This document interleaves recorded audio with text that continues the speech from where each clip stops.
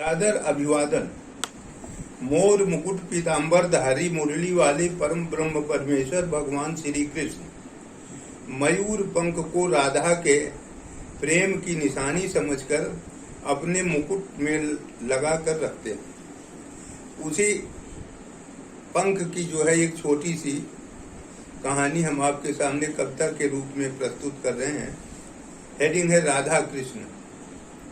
एक समय गोचारण करने गए कन्हैया वन में राधे से जल्दी मिलने को ठान लिया था मन में। उन्होंने सोचा कि जल्दी जो है गाय लेकर वापस चलेंगे और राधिका से आज मिलना है। मधुर तान मुरली की सुनकर नाच रहे सब पशु पक्षी, नाच रही गोपी सखियों संग, नाच रहे नरभक्षी। शेर चीता तक भी सब प्रेम से नाच रहे हैं। गरज चमक कर बादल व्याकुल भूल गए जल बरसाने को, और नाच दिखाकर कहा मुरैला चलो कृष्ण बरसाने को। बरसाना राधा जी का घर है, तो ये जो मोर है पिकॉक, ये कृष्ण जी से कह रहा कि चलिए आगे आगे हम चल रहे हैं, पीछे पीछे आप आइए। बोला मोर कन्हैया तेरो रास राग मुरली की, मुरली की वह राग आप टेरिए जो आप रास रचाने के समय बजाए थे। तेरो रास राग मुरली की, और नाच रहा हूँ मैं आंगन में, और तेरो मधुर राग आंगन में। तो मैं आंगन में नाच रहा हूँ, आप मुरली बजाइए। अभी देखिए राधिका जी घर में से दौड़ करके आ जाएंगे यहाँ पर। और वही हुआ।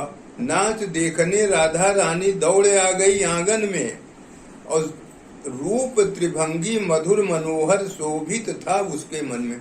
वो त्रिभंगी लाल का रूप ही उसके मन में बसा हुआ था। जब बांसुरी बजाते हैं श्री कृष्ण जी तो तीन तरीके से टेढ़े रहते हैं। मिलन हो गया इस जीव का, प्रेम भक्त भगवान का, कान्हा का राधा का और राधा का कान्हा का। एक दूसरे से मिल गए। जैसे शिव शक्ति नहीं अलग हैं, वैसे राधा कृष्ण भी नहीं अलग हैं। ये दोनों शरीर तो अलग है, आत्मा तो एक ही है। पंख गिरा था आंगन में, उठा लिया राधा ने उसको, बड़े प्यार से उसे लगाया कान्हा के जूड़े में।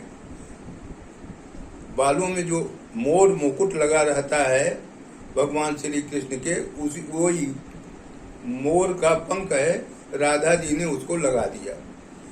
समझ प्रेम की अमर निशानी किया ग्रहण कान्हा ने, अमर किया पंखे की शोभा, और मोर खुशी था मन में। मोर नाचने लगा फिर कि चलो हमारी जो है वो पंख को भगवान ने अपने सर पर धारण कर लिया।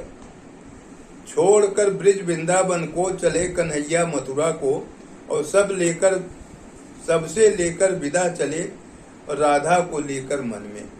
अब वो जा रहे हैं मथुरा। यहाँ का जो है लीला समाप्त हो रही है, तो सबको तो विदा लिए, सबसे विदा ले लिए, लेकिन राधा को अपने मन में लिए हुए हैं।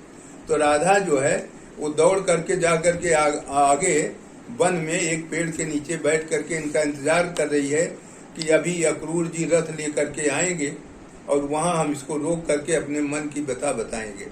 मिली राधिका उपवन में प्रभु वियोग की व्यथा सुनाने, कि आप जा रहे हैं इसलिए हम कितने दुखी हैं।